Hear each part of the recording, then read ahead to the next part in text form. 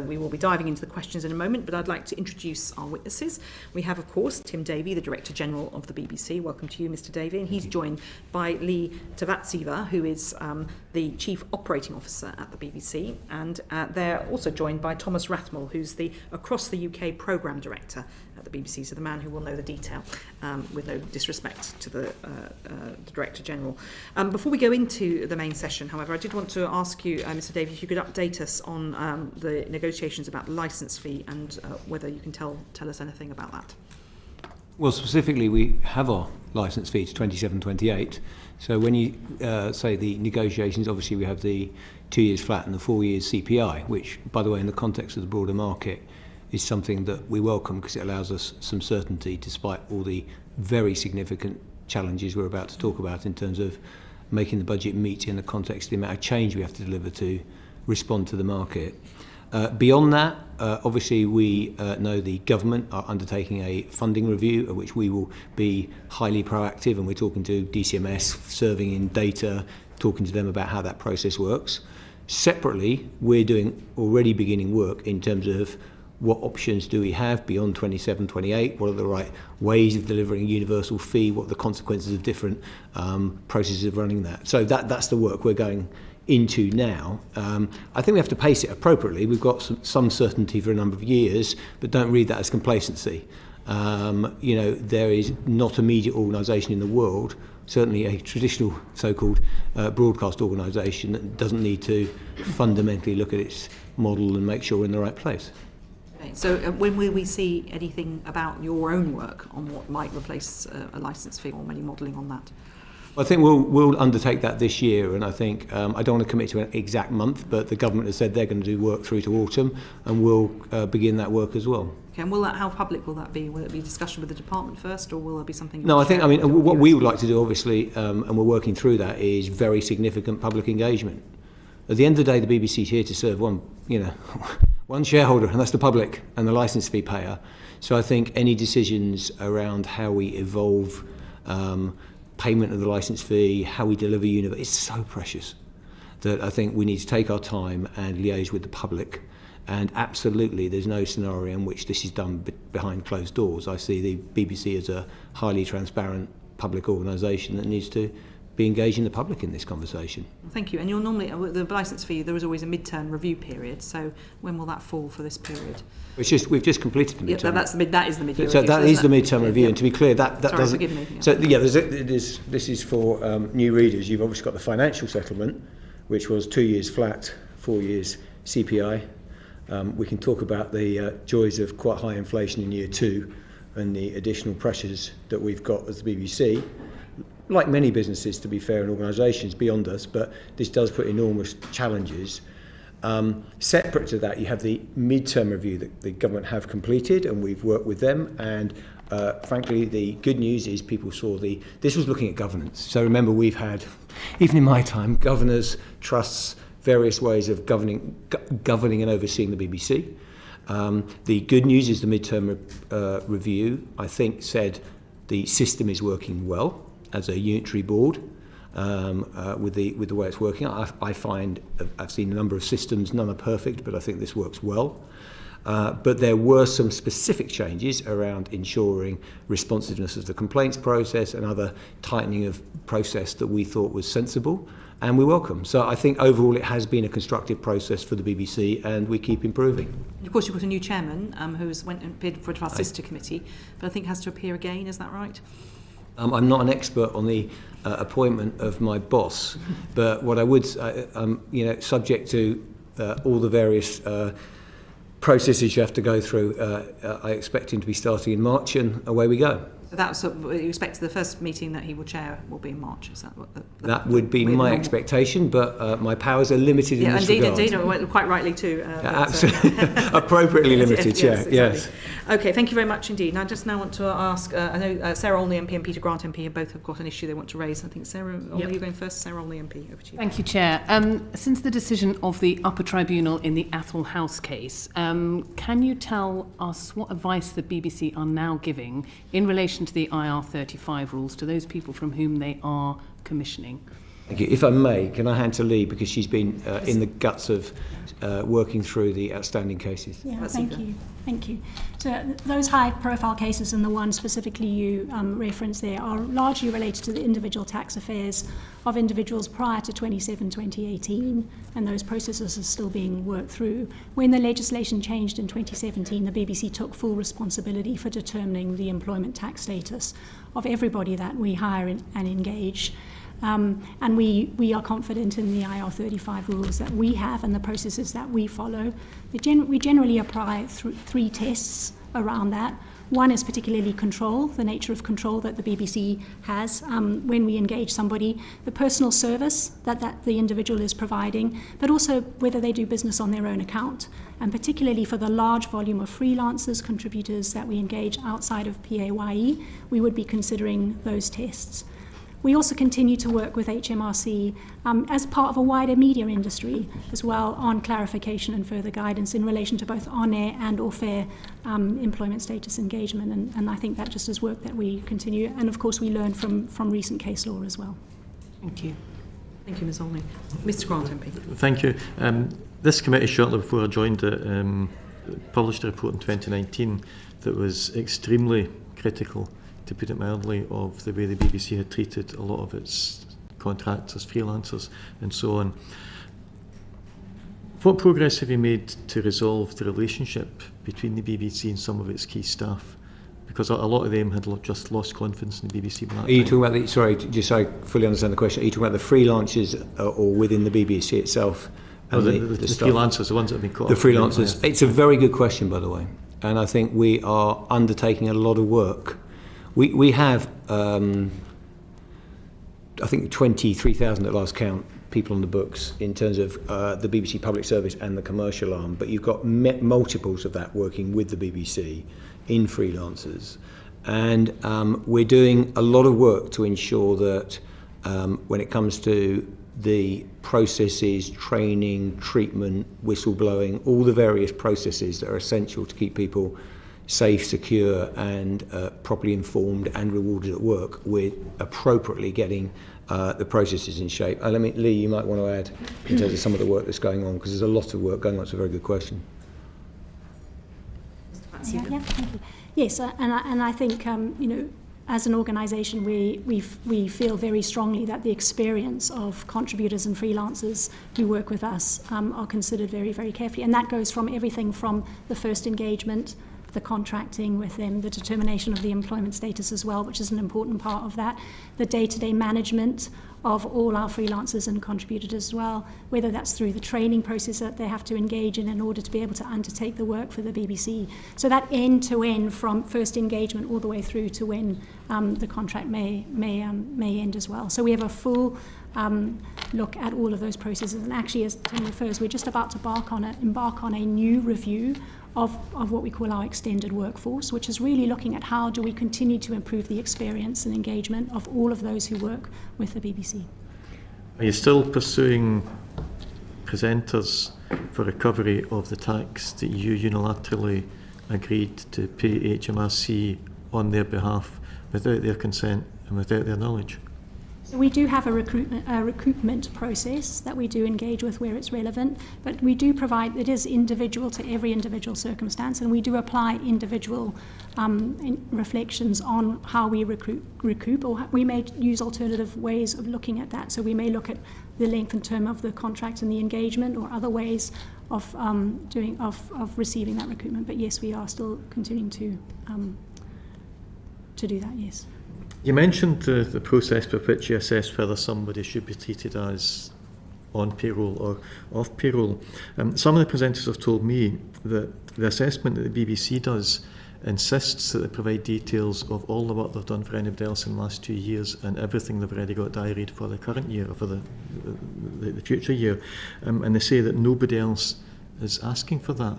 How do you justify what would appear to be a serious breach of privacy and possibly a breach of their duty of commercial confidentiality to their other clients, for no other broadcast organisation seems to need to do it?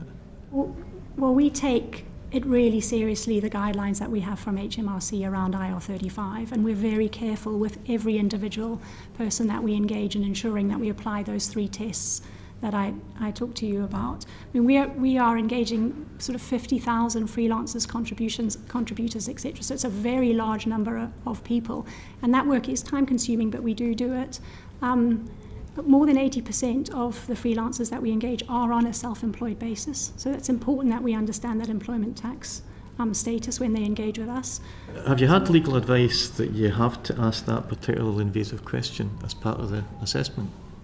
Yeah, I'd need to take that question away because I don't know. Could we just take that away? Because there's no desire on our part to be over bureaucratic. I mean, when you say to me, "Are we doing too many checks?" my mind is, well, I hope not. But bluntly, the BBC also is in a situation where if we don't have full transparency, this committee would be interested if we couldn't properly lay out the evidence for those cases. So, and we're spending public money, which is a bit different to others, if I may. Yeah, we're spending public money. So I think it's a very fair question. We don't know the answer. So, part of the issue for me, though, is that the whole point of IR35 is supposed to be that for tax purposes, somebody who earns a certain amount gets treated the same for tax purposes regardless of their employment status, which is something that I don't think MD would argue with. Isn't there also an argument that regardless of their employment status, the benefits for working for the BBC should be the same? And yet I've had a number of freelancers contacting me to say, for example, they don't get holiday pay or sick pay, which is effectively a 12 or 15% pay cut.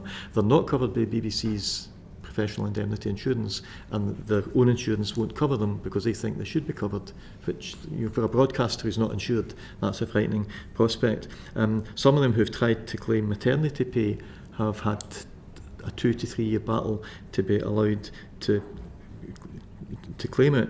So do you understand the immense frustration that's still out there among a lot of people who are household names and who therefore are reluctant to go public with the situation they're in because it looks as if they're just sort of looking for sympathy? Do you understand the degree of frustration that is leading a lot of the kind of people that make the BBC what it is seriously consider whether they want to work for the BBC again? Is that something that concerns you? Of course it would concern me if I thought that was happening everywhere. We talk to people individually. We've got, I think, a situation in which we are listening very hard to some of those concerns. As you've heard, we think there is some opportunities where, if I'm going to be blunt, it's often the broader freelance community and those people at the lower end of the pay scale. There's different issues here. There's, if you like, the household names and how we get through the various challenges that you've outlined, which I think is totally fair. But if I had to be honest, about where my primary concern lays beyond that, it is actually an industry where we've seen many people in the industry, not so much the BBC, but others pulling out of productions. The amount of job security in the industry has always been, I think, a challenge for a lot of the freelancers. As you've heard, we've done an enormous amount of work and we're talking to freelancers. We take it very seriously because they are critical to the delivery of what the BBC does, but they're not full-time employees. So you've got that case with public money on how much you do. We've looked at this a lot in the past, and one of the problems, as you all, before you were Director-General, is that a lot of people were managing people, but they weren't trained managers, and they were advising people to go down this route. And so some people who were employees. I think that so there's a lot of history. That history, absolutely, Chair, and there are different levels of issue. That, by the way, needed fixing, and I think we're in a good place. But people were given advice, but not proper advice, and put themselves in a difficult position. And a few years ago, the BBC was off the hook because an election was called, but a number of us had been talking very privately to a lot of people, including at lower paid levels, about the impact on their lives of the way this has been handled by the BBC, and it was a really distressing set of circumstances that we heard. And fortunately for you, maybe, but not for them and for the committee was dissolved because Parliament was dissolved, so we never got to air all of that in the public. Of course, any further evidence you've got, our only objective is to make sure freelancers are fairly treated. Very happy to work with the BBC, and we've got very strong demand in that area. By the way, I think we are going to become more rather than less important in an industry that's under enormous pressure. So your points are well taken. Mr. Grant, please. Thank you. Just finally, the final part of the BBC's response to the 2019 report said issues around employment benefits will be considered in the light of the outcome of discussions that at that time were ongoing with HMRC. From the messages I'm getting, these issues have clearly not yet been resolved. How much longer do you expect it to be before you're able to say you've resolved the ongoing issues with all of your presenters? I think particularly there's a cohort that continue to have personal tax claims and work done with HMRC pre to 2018. We're working with over 100 individuals who still have cases in relation to the HMRC in relation to that period. And I think that requires us answering an enormous number of questions for those individuals, and I certainly accept very challenging personal circumstances for many of them with such long-running tax questions about their employment tax status. And I think we would absolutely welcome that process to be speeded up. We'd welcome engagement with HMRC to focus on that.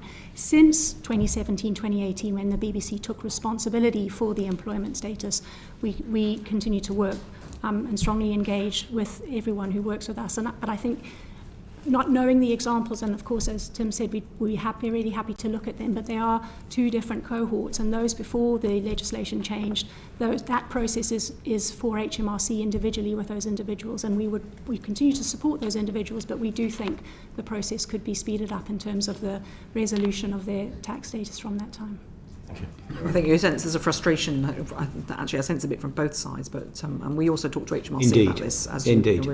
But let's move on to our main session. The reason that we have our witnesses in front of us today is really primarily because we were discussing the BBC's plan for implementing across the UK, which I described earlier on. And I'm going to turn to Jonathan Ginogly MP to kick off. Thank you, Chair. Good afternoon.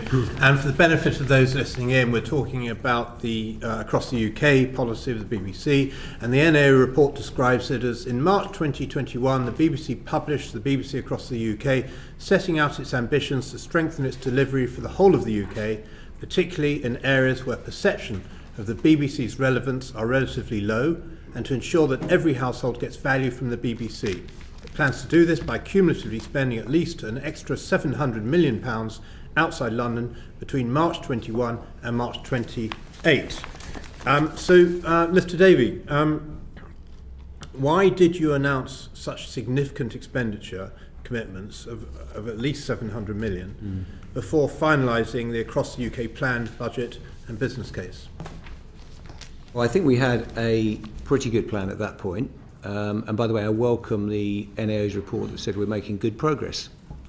And by the way, I actually found the report very useful because there's certain things in terms of what a Green Book business case looks like versus our business case, having delivered many business cases across many industries. There was lots of good learning here from the NAO. There was a balance in this, just in terms of how I, as running the organisation, work as well, which is sometimes you have to set a bit of an ambitious target to push the organisation to really, because some of it is, this is about an editorial organisation, so sometimes you don't have every programme you're going to move or whatever. It's not like moving a factory or other things. This is a creative process as well. So for me, it was setting an ambitious target. What I do believe fundamentally is the BBC is utterly dependent on being relevant to every household. And you increase relevance, let alone what we may talk about, which is the very distinct benefits for the wider creative industries, by pushing, and we're uniquely placed. And by the way, it's interesting in the context of this committee because some of our concerns are not just about being we want to be very financially efficient. We want to be benchmarked against the best. But sometimes these decisions we're going to talk about today are actually have broader societal impacts for public service spending beyond just the most efficient way of doing something. But the answer to your question is, I had enough evidence that this was possible, and we had a ambitious set of initial ideas that made me think we could deliver this, and I still do, and I think we're on track to deliver it, and it's very exciting. I'm really proud of the programme. Well, I'm pleased to hear that. I mean, you say, in fact, you said twice that you set ambitious targets. Well, I'm looking here at the NAO report, paragraph 112. It says the 80 UK business case was underdeveloped. The BBC's lack of initial planning created delivery risks. For example, the lack of market assessment led to unrealistic timelines for moving roles and local recruitment outside London. So had you actually set ambitious targets at the start? Yeah, I think we had. Or did you do it as you went along? No, we set targets, but within that, there was such as, I can give you examples, 60% of TV production beyond the M25, of which we've hit 50, we're at 58, which is a good result. In audio, it's been more challenging, so we're at 41 versus 50. I won't go through it all, but we had broad overarching targets in terms of delivery of our plans, absolutely. Okay, so let me move to Ms. Tavaziva. Why did you not follow the BBC business case template to the overall business case for across the UK? So, can I clarify that? We did follow the BBC's processes for setting the business case for across the UK. When we announced across the UK in March 2021, we had done a thorough strategy, a strategic assessment, and as Tim had indicated, we were confident enough based on individual divisional commitments to specific programs, which we announced in that initial announcement in March, that we could deliver them. We then undertook a thorough baseline business case, which we produced by October 21. That enabled us to go through a detailed design of the shape and the delivery timescales for each of the component parts of across the UK. That did follow the processes for the BBC. That included a thorough set of authorities and sign-off, which included all the way up to the BBC board, which is responsible for all our big strategic projects. Audit and Risk Committee reviewed that baseline case and signed it off. I think the point that you're referring to, and specifically that paragraph from the NAO's report where the NAO considered the business case at that time in October underdeveloped, yes. But they were comparing it specifically to the Treasury's Green Book of Best Practice. So that is different to the BBC's processes, and there are some specific examples in there which, as Tim articulated, and we've learned from, and we've continued to develop and evolve our BBC process. I'll give you a quick example. So the BBC process you have now is not the same BBC process that you had at the start of this project? We're continually looking to How have you improve improved our it? process. Yeah, so we have we've looked at a number of things. I think the NAO specifically called out how we could assess risks. So could we develop a more detailed review of risk assessment? We had done an overarching risk assessment, and I think we absolutely accept that a more detailed risk assessment. The NAO also wanted to see options or scenario planning. We had been quite specific in our plans that we wanted to go for a set of articulated and shared objectives. I think we didn't have scenario planning in that, so that was another area where we felt like we could adjust. We have reviewed both our strategic investment process and our financial investment process to move it from not just sort of cost investment, but more of a broader business case, which also looks at management controls, it also looks at risk assessment, it also looks at benefit cases in particularly, and we are just in the process of actually relaunching that those reports to our project manager leaders across the BBC. We've had one conference with them already, and we have another one, and it includes training as well. So I think we've taken the opportunity to look at the Treasury's Green Book of Best Practice and take where we feel we can take learnings from the NA's report into our BBC processes as well to continue to improve them. Thank you for explaining that. And Mr. Davie, looking at the move to Salford in 2012, what lessons did you learn from Salford that you put into practice with this project? I think we had a lot of learnings. The first one is it works. The first one is by moving out significant chunks of the BBC, you can see very significant effects in terms of the local creative economy. So spend some time with the local political leaders there, the creative industries. I think there was some really great successes in Salford, and the economic impacts are well documented, and I think they're very strong. I think there were a number of things that are very important when you're building these clusters. It's a slight different conversation in terms of which we may get to, which is what makes us a creative cluster. Sorry. No, please. Well, yeah, what makes a creative cluster? Just a couple of things. One is the learnings from Salford are move significant areas of output. It's not just about moving people or head count. It is about moving.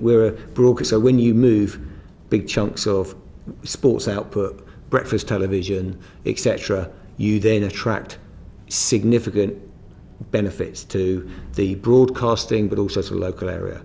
The next thing I'd say is attracting others with us is really, the BBC can't do it alone in terms of building clusters. So if you go to Salford, one of the triumphs is the Coronation Street set is just across from us. ITV are a partner, so that's been really important. The third is, and it has evolved. On that, do you think the BBC is a driver of that, or have you been? Without doubt. without doubt. I mean, I'm Are you spending... always the driver, or sometimes are you the follower to a hub? No, I think I would never be as... Don't sense you'd like to be a follower, Mr. Davie, but I mean... No, I'm happy being a follower if we get creative industries growth. In fact, sometimes I'd quite like to be a follower, Chair, but the issue is often we are a peculiarly effective first domino. Because if you talk about the North East or the West Midlands deal and the discussions we're having there, and I could talk about this at length, but there are certain component parts. Stephen Knight as a creative leader in Birmingham, we might get to these things. They're ingredients that drive economic growth. And I actually think the BBC being not the only show in town is critical to delivering scale. I think there is some learning which we built into these programmes, which is it's always better if you can build local hires. I mean, you do inevitably in our game have a situation where you may have, and I've had this in other businesses, short term you may have people going up and down on trains, which is not ideal, being blunt with you. But one of the successes of the current across the UK plan is 65% of hires are local. Then you've got relocation, so that is massive. And I think you always have that first period. But the one thing I'd say, if you go and walk around Salford now, Children's, all 5 Live, all the areas, a lot of local hires. So that's been a learning to get to that as fast as possible. I think that's all really helpful and very positive. I'm looking here at the NAO report, paragraph 214, and it's not in any way decrying what you said, but it's sort of putting in a hint of realism. It says, for its move to Salford in 2012, the BBC relocated 854 BBC staff compared with 254 recruited locally at considerable relocation expense, and made 548 BBC staff redundant because of the move. Its approach to ATUC has been different. It has made the overall decision to move expenditure in line with its value for all strategy while moving fewer roles than for the move to Salford. I mean, so what I'm trying to get at is this being realistic or an example of trying to have your cake and eat it? Or which cake and which... No, I'll tell you what, it's a change of approach. It's an adjustment of course based on your question, which is there's only so many people in terms of headcount, fixed headcount, you move out of London. But what we've learnt is it's not just about BBC jobs, it's also about money. So if you go to... I was on the set of MasterChef the other day. That will be 130 jobs, not BBC jobs. It'll be Shine, an independent company, tens of millions of pounds of business, 4 MasterChef strands, and they will be based in the Digbeth studio there, Digbeth Lock studio. In that context, can you just explain? So that there is definitely within the across the UK plan a strategic shift, to answer your question, based on our learning, that we can only go so far in terms of moving BBC people out of London. Okay. And the 700 million was very much obviously a investment target rather than a people target, and that was the headline there. Okay, thank you. And that is the explanation of it being in line with its value for all strategy. I agree with every word. Yeah. You've just explained that. And the biggest impact to audiences is as per the, it's editorial, and they're the most catalytic things we can do is bring programming to an area. By the way. Yeah. In terms of challenges for implementing the next phase of this strategy, the NAO has a rather helpful figure 1, which has got 3 columns: audience value, creative value, and page 16. Page 16, and public economic value. I'm not going to read them all out now, but it's quite a long list. But Mr. Davie, how would you actually know when you're across the UK goals of adding audience value, creative value, and public economic value have been achieved, and what is the BBC's key indicator for the overall progress of this project? I wonder if, I can answer it, but I wonder if Tom, in terms of leading the project, could give you a bit of change of scene, and he might be able to give you a flavour of some of the objectives. Yeah. So clearly there are some input measures in terms of judging the success of this programme. The 700 million is the key one there. But evaluating the success of the programme is a basket of measures, and as Tim said, this is an enabler of the value for all strategy. This is about driving more positive perceptions of the BBC. The genesis of the strategy was that we observed that we have perception gaps across the UK, and we have high-performing regions and lower-performing regions. And as Tim said, we felt we needed to point our creative investment towards regions that were lower performing. So over the period of the programme, we expect to see a narrowing of the gap and a better balanced output that represents and reflects the whole of the UK rather than specific regions. So that's the kind of drive of the 700 million, but it's more than that. We know that our spend drives the growth of creative clusters. We've just published some research in South Wales that shows the impact of Doctor Who on the regional economy in South Wales. We are very proud of the impact of the licence fee. So that economic value, the economic measures really do matter as well, because those are what's going to drive the sustainability of the strategy. As Tim said, this is not just about the BBC doing things alone. What we're doing is necessary, but to be sufficient for the UK creative industries, it needs others to come in around us. But we know from Salford that model works. When we invested in Salford, the local supply chain grew by 70%.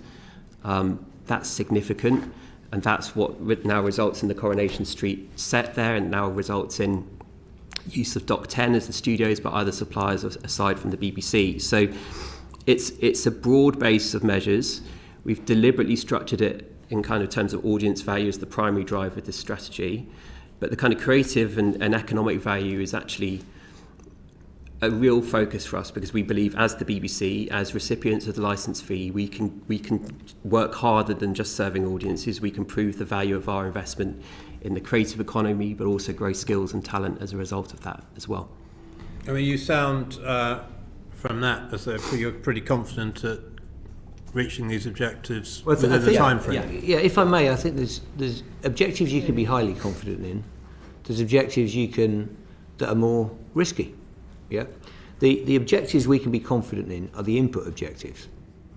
So we can be confident we can move 60% of our television production outside London. I'm just being blunt with you in terms of we're at 41%, we need to get to 50% of audio network, and we're a bit behind. We believe we can get there, but you're working through programs, presenters, teams, and getting through that work. And I think that in itself has huge validity in doing that.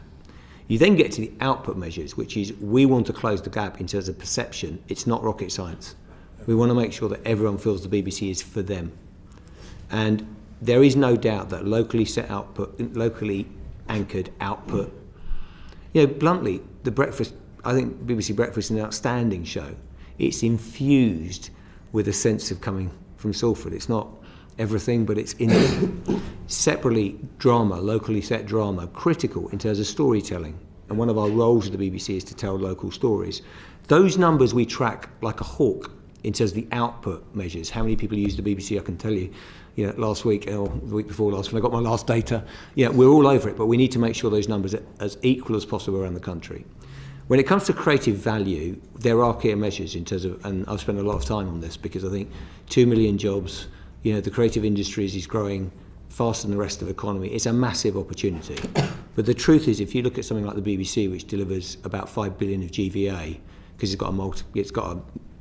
it has an upside to its actual investment because of all the net effects, that is still based, in my mind, and that's why I announced the programme, based too much within the M25. We're better than most, but the opportunity to push that money out, dare I say, levelling up some of that money, I think has enormous impact, and we can do that. And the other thing is some of the creative work coming. It is an industry that can work. It doesn't need to be centralised in one location. It can be driven by creativity. So those measures, by the way, measurable. I'm in the Northern Corridor meeting with Andy Haldane this week, trying to pull together targets for the North, from coast to coast. Well, that's what we're working on. We'll come to geographical areas. That's what we're working on. So and I could go on, but I think it's pretty clear. We'll have questions. I think we've had enthusiastic answers, but I think we need to dive down into precise questions. If I could just urge witnesses to be a little briefer in their answers, that would be helpful. But we sense your enthusiasm, Mr. Davies, so we now need to drill into some precision. So Sarah Owen MP is going to set us the example. Thank you very much, Chair. And I love confidence and optimism as much as the next person, but we also need to look at what the history is and what's happened here, particularly with the expected concert orchestra relocation, which would have transferred £23 million outside of London. Should you have realistically foreseen the problems with this move beforehand, and what have you done to ensure that this doesn't happen again with future parts of across the UK?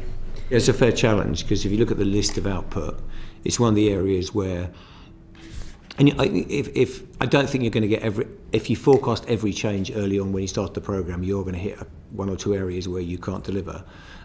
What happens, well, specifically to answer your question, because we did the case and it just didn't make sense. The economic, to your point about detail, when you got into that 23 million, it didn't make sense based on what we've got in East Bank, the classical music plan to make the change. Therefore, simple answer to your question is we are now looking at what other things we can do in the field of audio to fill that gap, and we're confident we can do it. Which leads in nicely, because I think a lot of the conversation so far has been about Salford and TV and the success of that, but obviously there's going to be a huge chunk now of cuts to local radio and to audio. Given all the BBC's other change programmes, is there anything on the horizon within the BBC that could affect across the UK's impact, particularly on the area of audio? I don't think you can ever say it won't impact, because as we look to shape our budget around output, I'm just being honest in terms of, but what I can tell you is we're utterly committed to hit that 50% number, and we've got lots of levers to do that. We've got all our national networks. You can see some of the changes we're making, some of the programmes we've moved, and we will continue to do that. But we'll take opportunities that they have to be somewhat tactical in this as well, and say these are the opportunities we're going to take. That's what we'll do. I mean, it's interesting that you say opportunities when we're talking about cuts to local radio. So, Mr. Rathmell, I just want to ask, given cuts to local radio, what beneficial impact will across the UK deliver for local communities once fully implemented? And you talked earlier about a basket of measures. Could you just tell the committee what those measures are, please? So in terms of the impact of the strategy, we make content across the UK. Particularly television, we're very, very footloose in the way that we make content, and we know that audiences consume a variety of services and programming from the BBC. They value their local services, but they also consume network content from across the BBC. So moving more of our network spend outside of London across TV and radio is really, really important. And we also understand, in terms of their opinion of the BBC, what pieces of content drive those positive perceptions and perceptions of value from the BBC, which is why we have over 110 drama and comedy titles in that plan. In terms of the impact of local radio, that is not my responsibility. That is a separate strategy that is being delivered within the BBC. However, my role is to make sure that we are looking very, very carefully at our audience performance across the UK and making sure that our commissions deliver exactly as planned for different regions. We have, as I said, there are a basket of measures, some input driven, as Tim said, but the kind of measures we're looking at very, very carefully is how do we measure perception accurately in the short term and also in the longer term. Can I ask this question directly about when you're ready? I'd like to answer the question directly about local, because obviously Ms. Rathmell running the across the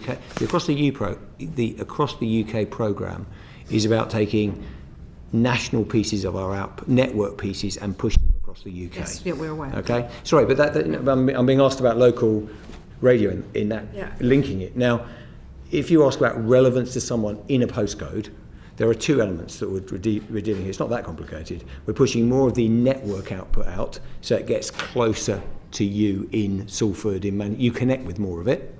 Separately, we have very clear targets, which we want 50% of the population to be getting value from our local regional services. Just to be very clear, we have not cut money from local services. We have reallocated money under enormous budgetary pressures, enormous. We've reallocated money, so from local radio, by the way, these are not our easy choices. They're incredibly difficult. Yeah.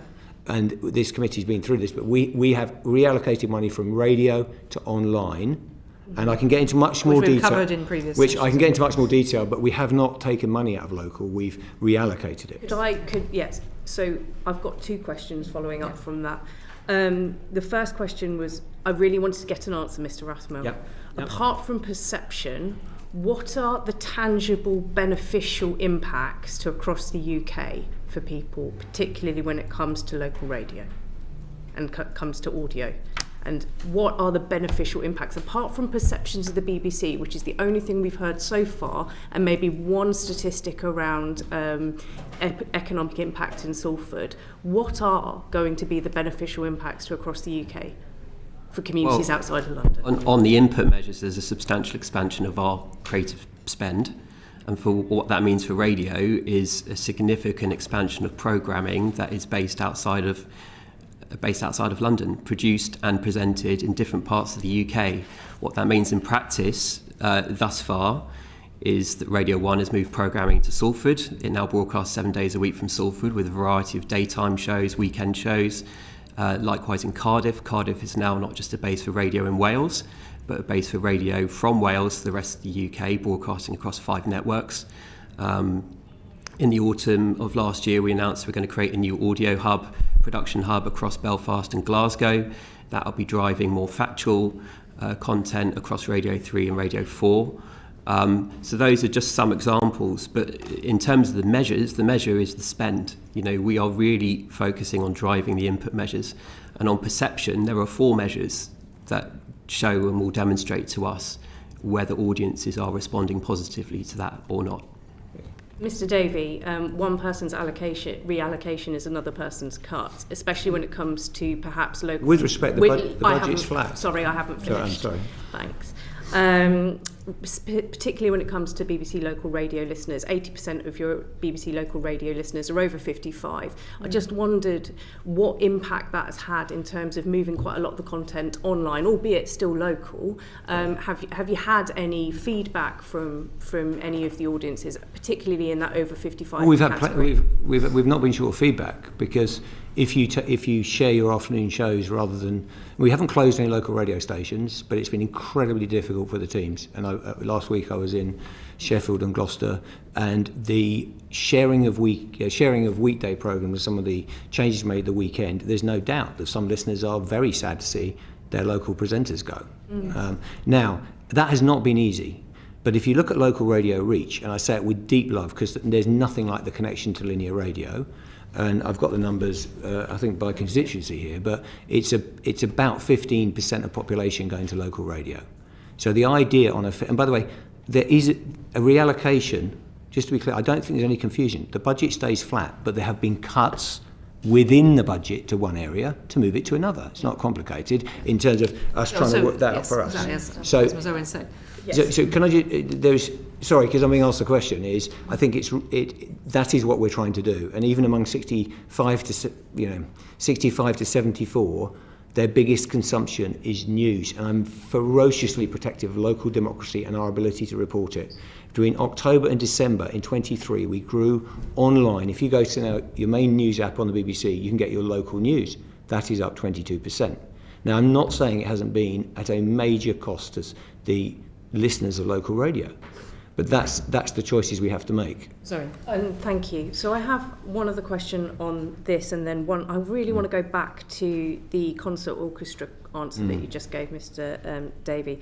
On this, a lot of the people that would have been affected, and I'm interested, it would be good to know if you have done more work about how this has affected people's local news input consumption, especially for that older category.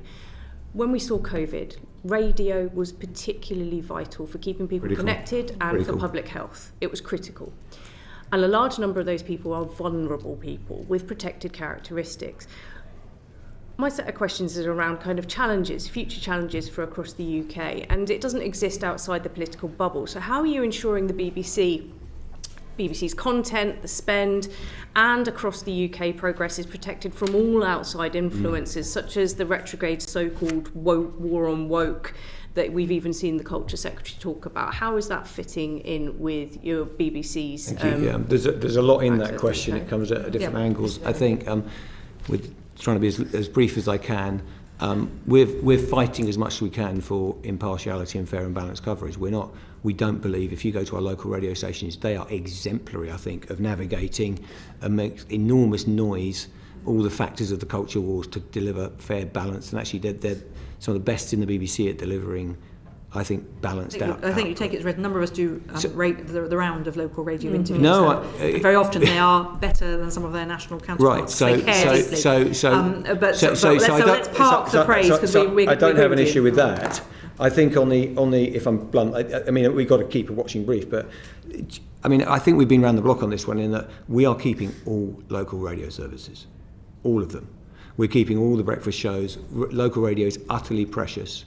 I don't want to go backwards on that. We're doing all we can to protect that. But the idea we're the only company in the media world that doesn't offer our services online, I think is wrong. And that's why we've tried to get the balance right. There's a separate question you asked earlier, which is very quickly, this isn't perception, it's usage. It's not just soft, it's do you feel connected to the output? And the other thing is, if you relocate Newsbeat to Birmingham, that is material in terms of jobs, and I could go through the list, I won't, bearing in mind the comments. I absolutely won't. But if you relocate Newsbeat, you get jobs, you get other people coming around that, and it actually affects local economy. And I think we've got numerous examples of that. And I'm not being too gung-ho about it. We are a small piece of the jigsaw, but we are a piece. Thank you. Obviously, I would have liked time to go through the positives in terms of other issues, but we have got to focus on how we can improve the progress of across the UK. On that answer that you gave, Mr. Davie, about it not making financial sense for the BBC to move the concert orchestra, is that the only reason?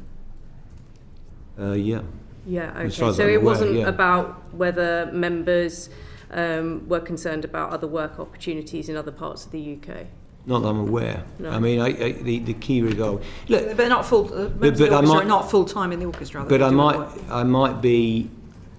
I can give you more detail. I don't know the full answer to that question. You'd always want to talk and consider the players' concerns, how it fits with them. But the key thing is we needed a robust economic proposal, and we couldn't get one away. We've also got the development in East London. Why was it proposed in the first place if it fell apart so quickly? Because there was a lot of interest, and there was a potential partner that we were talking to.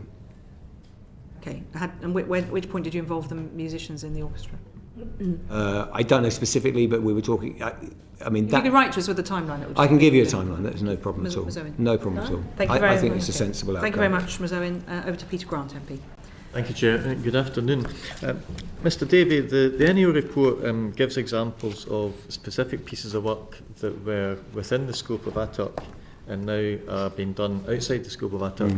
They've given some examples where something that was explicitly stated to not be part of ATUC is now being badged up as ATUC.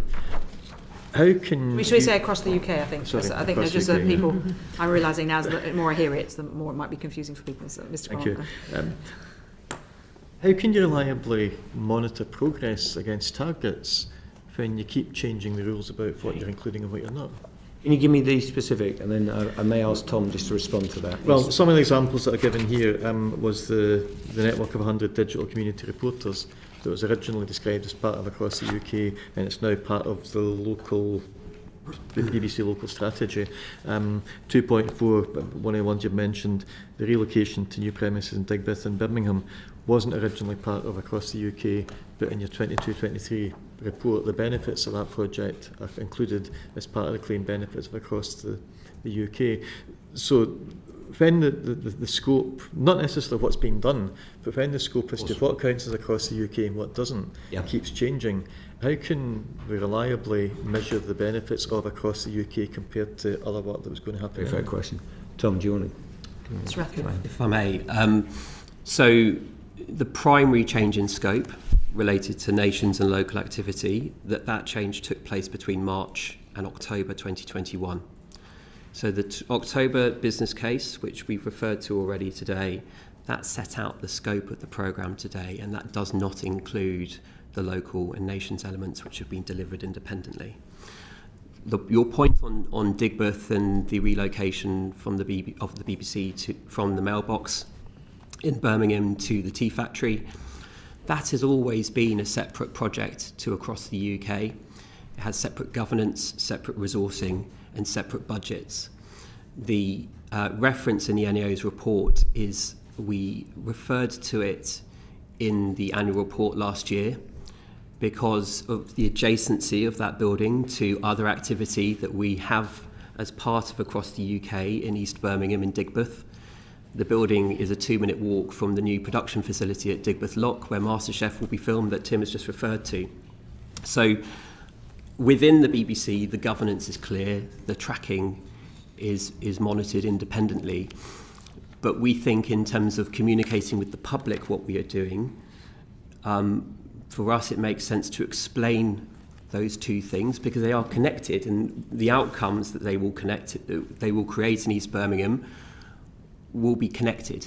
So they're managed separately internally within the BBC, but in terms of what the BBC is doing for audiences and the local economy in Birmingham, they are very, very connected developments. And I think we would stand by the fact that we have explained it in that way. Do you understand why some people listening to this might think that when across the UK, or when something related to decentralisation of activity brings benefits, you grab it and claim the benefits for across the UK, but when things are happening locally, regionally or nationally with favourite radio shows being pulled, you don't want that associated with across the UK because it's a bad news story. I know that's not what you're saying. Do you understand why there's public confusion as to what across the UK means and what it doesn't mean? Yeah, I can understand that risk. So for an organisation whose only purpose in life is to communicate, what are you going to do to make sure people understand? I understand the risk, but I think we've made the right calls, which is there is absolutely a question about making sure, which are the valid concerns in terms of making sure we have the right investment in our local services and those local stations. Because if I was being honest, you could wash that up into a big programme and I think you'd have more risk. I think it's really important we're held, if I may, held to account on that local investment. Across the UK is clear. It's our network investment that we're pushing out, all those big things that go on BBC One, Radio 1, all those services. And in fact, the fact we haven't counted the Digbeth, which is a move, can you imagine if we had included that? That actually is just moving money around in Birmingham and making sure we've got the right. Now, to Tom's point, it is material in that it helps us build the cluster by having that new building, but I think it's actually appropriate. I don't think it's, I take the risk and I need to reflect on it because I think we need to be very clear, but this is about network money being pushed around and outside the M25, and I'd rather have that focus. We're not running hundreds of projects here. It's not bureaucracy gone mad. It is, we have a local, absolutely clear plan, and we have across the UK, push that network money out. Has that plan been developed from the community? Sorry. That's right, Ms. Murray. Which plan? The across the UK? Well, you said you've got buy-in there. It's going to be a local plan. Oh, on the across the UK plan, it's absolutely essential that as we move money out, we are talking to local authorities, we won't go through all the various agreements, but whether it's West Midlands, North Or East. you come up with the actual plan. They are involved in that conversation. It is organic. We can talk about that. We'll come to that in more detail. Thank you, Mary. Ms. Rimmer. One of the things we were concerned about, and the NEO's highlight, is about the lack of evaluation. I just want to play back to you some of the comments you've made. You said it works. We had Mr. Rathmore talk about a basket of measures, as Owen has said. You talked about us being the BBC, being the first domino. And I just really want to know how you know all of this when you haven't got an evaluation framework that was set up from the beginning. So how can you be confident that these inputs that you keep talking about are actually delivering the measurable outputs? Mr. Who's going to answer that? Mr. Rathmore. Yes, thank you. So I think we've got quite a long-term kind of experience of delivering related activities to across the UK. And when we say we're confident in delivering the programme of work, the input measures here are very, very clear from our perspective, and we are tracking those on a monthly basis. There's a high degree of transparency internally about where we are in the plan. We have, as Tim just mentioned, we've got separate agreements with different parts of the country that aren't just agreements verbally. We've set them up as memorandum of understanding. We have signed. Tim has signed on behalf of the BBC kind of what we are going to deliver over what time frame. Partners have signed those documents, and they are formalised partnerships between the BBC and our partners.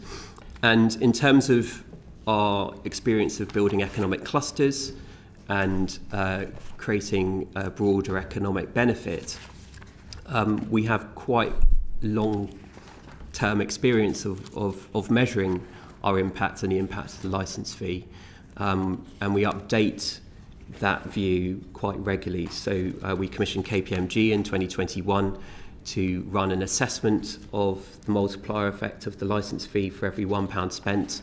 So that was that's not relating to across the UK, though.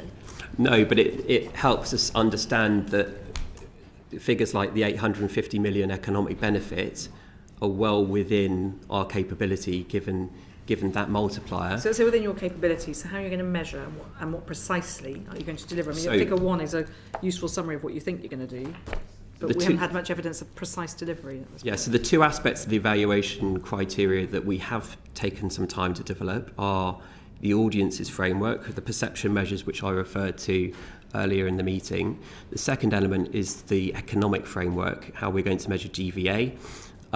In our baseline business case that we agreed in October 2021, we were clear that delivery and implementation of those two measures, those two aspects of the evaluation criteria, would take place in the second phase of the programme. We have approved those frameworks internally. We are already delivering measurements. Stop you there for a minute, because if you're talking about in the second phase of the programme, did you have a baseline against which you're measuring the local gross value added? If you start halfway in the second half of the programme, what are you measuring it against? So we have developed. So as part of that, we have developed a baseline, which is previous to the programme. Okay. The one complication in agreeing what that baseline should be is that the production economies were quite disrupted by the pandemic. So it's taken some time for us to work through what a robust baseline should look like. But that again was one of the findings of the NEO report, and we have taken that feedback on board as well. I mean, look, we just forgive us, we're maybe a bit cynical, Mr. Rhodri, we're new to this committee, but we see lots of government projects that promise the earth, including jobs created, money generated, economic growth, and very often they're optimistic assumptions, shall I put it politely, and they don't always deliver. So how can you convince us that you're actually really going to measure that gross local value added, in terms of numbers of jobs, and with the partners you're working with, are you looking at working with them too to deliver on that evaluation? Yeah, so I think the first thing I would say is we commissioned PwC to undertake a study of creative clusters last year. They independently have assessed our plans across the UK. They believe that our 700 million investment could create up to 45,000 jobs and over 4,000 additional suppliers. So this is what it could do. So that's their opinion, not ours. Yeah. So that, I think the first thing to say is it's important that view was independent, not just a BBC perspective. I think the second thing to say is we are going to measure this, and on the GVA measure, where we spend money in the country really matters, and when we spend it really matters, because it's quite a volatile measure. So that How measurement far are you is drilling down? I mean, when we, for instance, just take a parallel example, when HS2 was active at Euston, there was an awful lot of businesses challenged, but also they were trying to make sure that when staff working on HS2 went out, they went to the local sandwich shop and things like that. They were looking at, it wasn't a full evaluation, but there was a ripple effect. Are you measuring, how far down are you measuring what the gross value added to an area is? Well, I'm not the chief economist of the BBC, but we have quite a clear framework that we have developed. Yeah. It's been developed with the chief economist of the BBC. I think we would be happy to provide information on that framework, and indeed we did provide that. I mean, it is the local, because my point is really that that when you have an outside film unit, for example, and I'm in a borough where the Hackney Borough Film Officer is extremely adept at selling off Hackney sites to so we see a lot.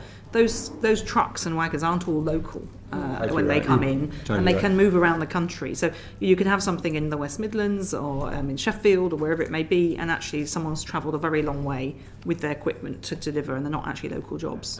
Absolutely, and this is why it's so critical.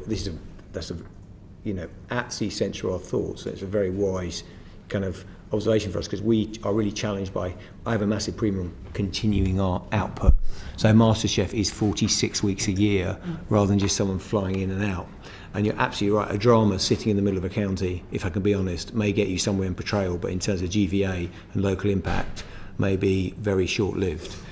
I think your question is extremely pertinent to the thinking we're now doing. And I think how we're thinking about this is, and apologies if I sound too gung-ho, because I do think there's some risks in here, but firstly, there's a set of measures that make this project sensible anyway, dare I say, which is a bit different to some other risk projects or high-risk projects. I think we played some of that out about the BBC being connected to but that's important in terms of the jobs we create, the money we push out. I would do that anyway, if I'm honest, in terms of I think that's good. Now, we do have a methodology which we can share with you, actually, which we looked in Wales, okay? And we looked in detail about what happened after Russell T Davies moved Doctor Who in, and we looked at the contribution to GVA. In fact, many people thought we undercalled it.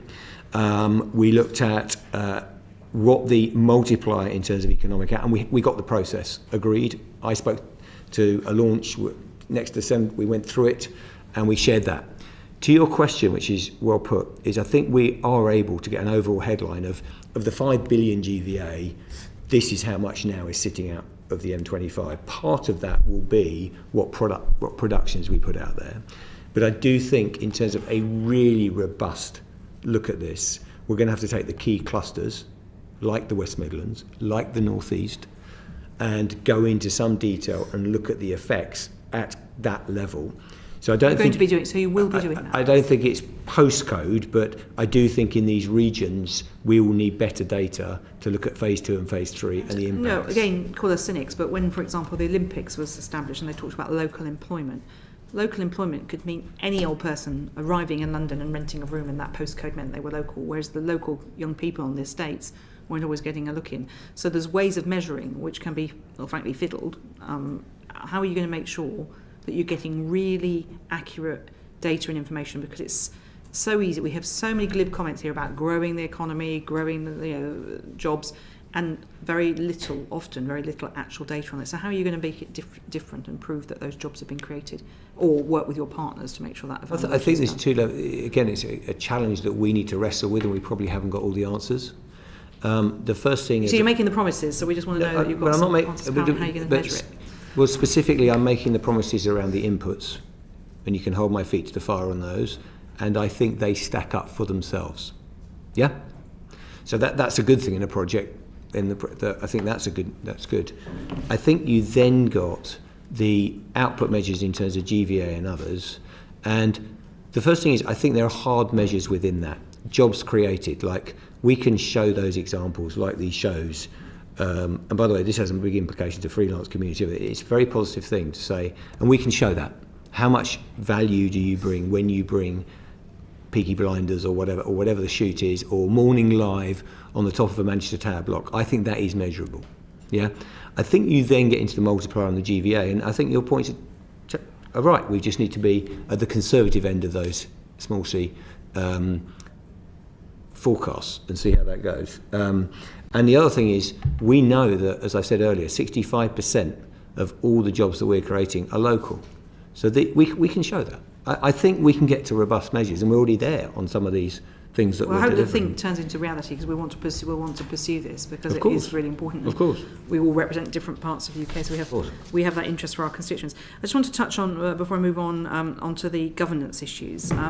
The programme board, of course, was established in 2022, but it was, in 2023, February 23, that a steering committee was set up because of some of the gaps in governance. Why did it take so long to work out what the right governance process should be to make sure that this was properly delivered? Mr. Actually, I think that's an example of good governance in the BBC and the processes that we have, and particularly lessons learned as we go through it. So remember, across the UK is a 7-year programme. And the first phase was specifically in terms of setting up how that programme was developed and getting some early quick wins.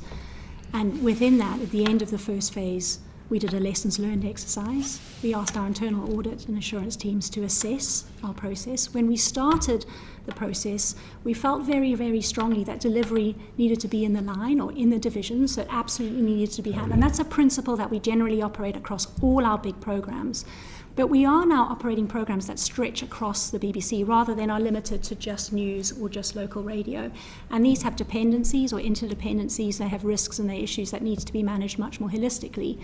So we started the program off with a very divisional based focus and a very, very small central team. At the end of that phase 1, we did the internal audit, and that assurance process told us that we needed to strengthen our central governance to really make sure the oversight and the unblocking of those divisional deliveries were being connected well together. It also indicated that we needed to put an overarching steering group rather than a sort of working program board, which is what we did. It also required us and suggested that we up the resources, actually, so we increase the volume of central oversight of the program because it is an enterprise-wide led program.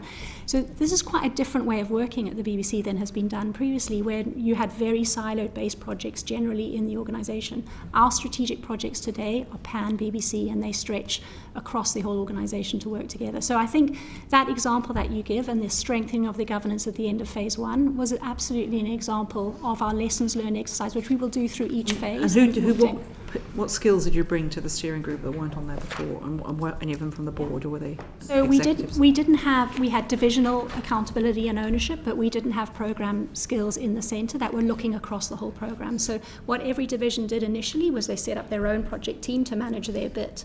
But of course there are dependencies and there are things that get in the way. So we have, and particularly reinforcing Tom's role actually as well as the sort of overall program director, we put Rhodri, Talfan Davies in place as the executive sponsor. So he sits across the whole. Rhodri is the director of nations, so he's got a particular interest in ensuring that he can see the transition and the commitments that we're making from network into our local and nations areas.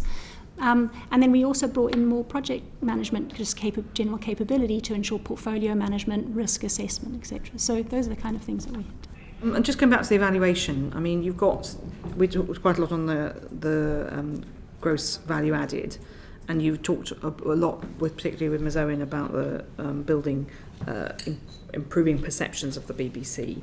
But they're separate, at the moment, separate projects. When are you bringing the whole evaluation together, and how will you precisely explain to people, the licence fee paying public, what the outcome has been?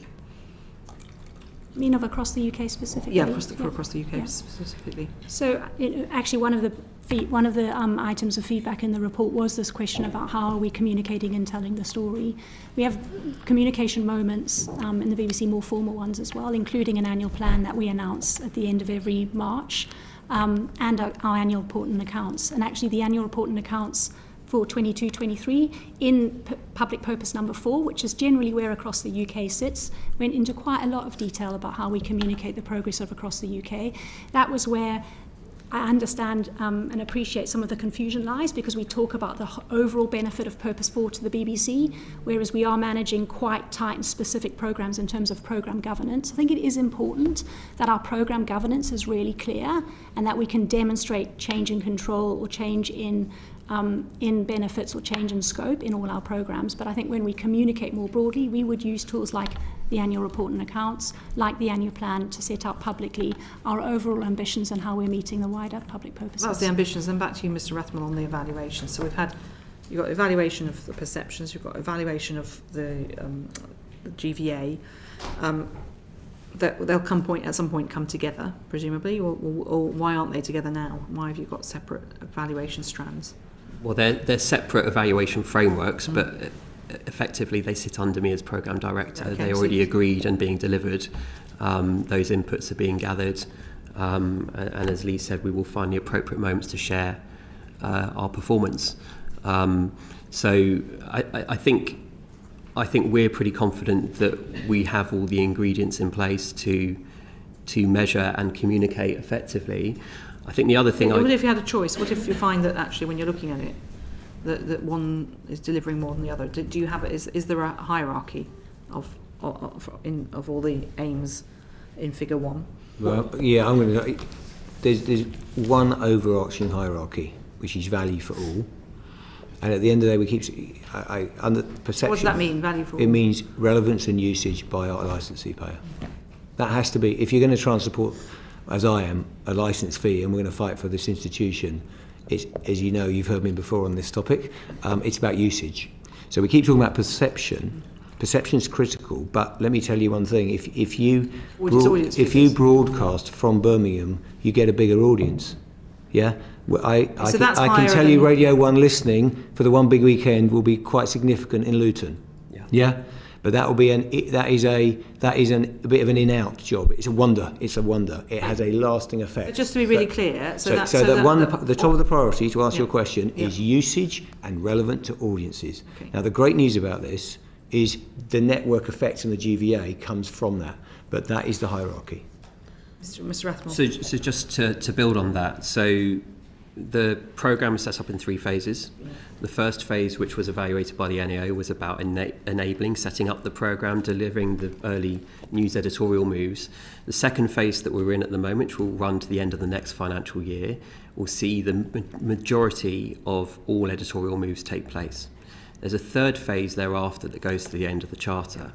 The purpose of that phase is to maximise the impact of this strategy, to evaluate the performance of the programme moves and the commissions made to date, and where necessary and kind of demonstrated by the evidence, to make changes to our commissions to make sure that we're spending and getting the maximum return and the maximum value. Are we making changes at that late stage? Well, we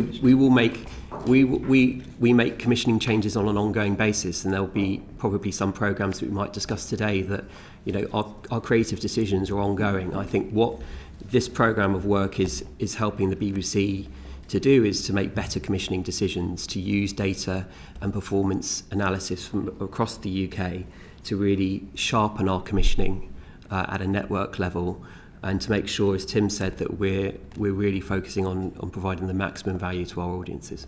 Okay. We will make changes quite late in this.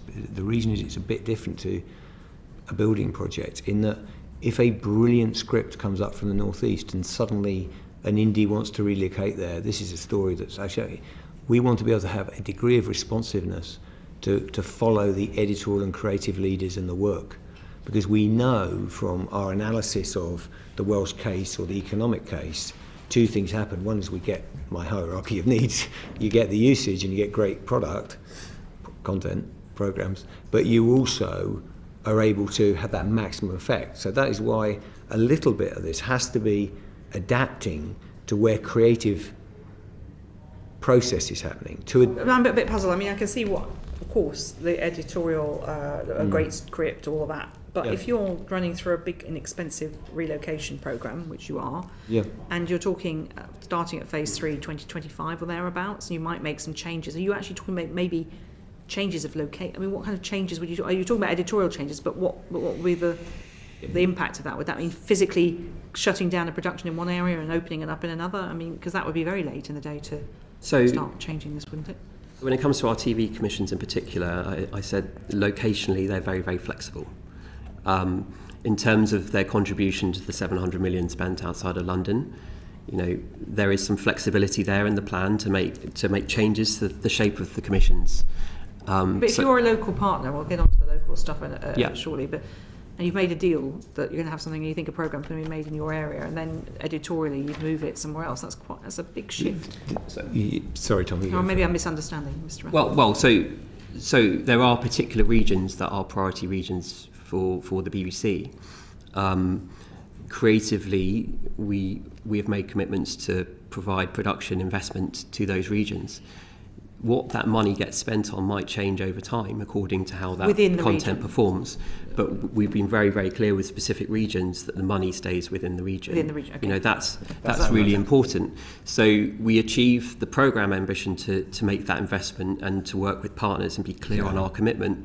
But ultimately, that money needs to be spent in a way that is a creative decision, and that creative decision is driven by the performance of that commission. I understand. Thank you. Sir Geoffrey Clifton-Ross. Mr Davie, I love your expression. The BBC is using this programme as a levelling up programme. So on that criteria... I said that with caution, to be fair, because... Said it. On record. I should be proud of it. I stand by it, Proud of it. On that theme, what criteria did you use when considering raising GVA in a particular area? There's a number of criteria you could have used, but what did you use? I think there are multiple criteria that come together. Yeah, I think and Tom might want to say something on this, but I think we've touched on them to a degree. I think the first is, can we see a route to meaningful scale? Because I do believe in hubs, not just spending the money everywhere, and that is tough because we are overwhelmed, by the way, with different areas looking for economic growth through the creative industries wanting, and if you just atomise the budget, you lose the impact of it, in my view. You have to choose some hubs.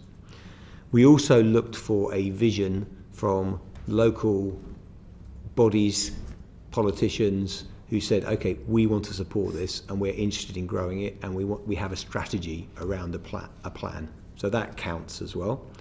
And that's come from across the political spectrum, people wanting to get involved.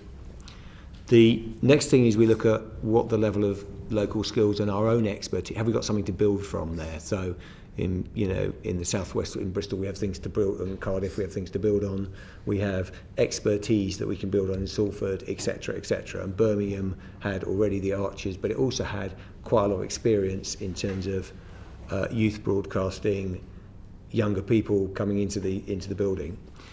And the final thing is we look at the broader community. So Birmingham will be a good example.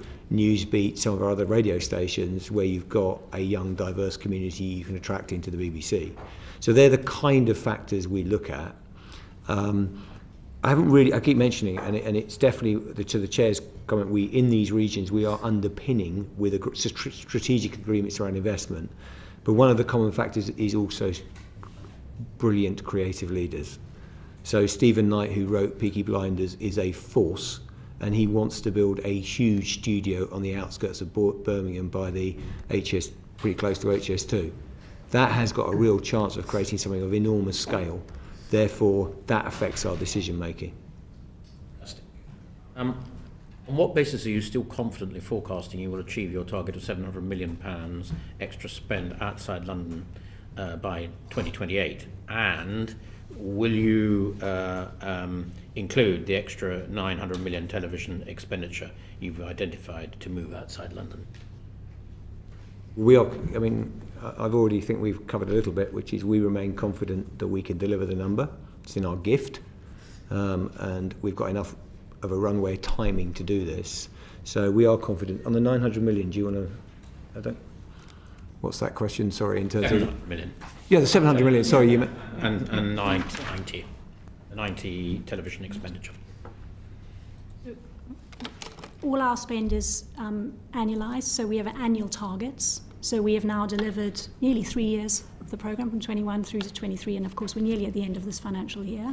So we track both the movement of that spend every year, and in fact it's tracked through individual business cases. So every single piece of movement or work is identified through a single business case, which goes through our financial assessments and signed off by our CFO. So we know at any point in time what the spend is being delivered through the programme, and we can report on that. That's part of Tom's role, is reporting on that spend, as well as the cost to actually make those changes happen as well. We'll also report on those.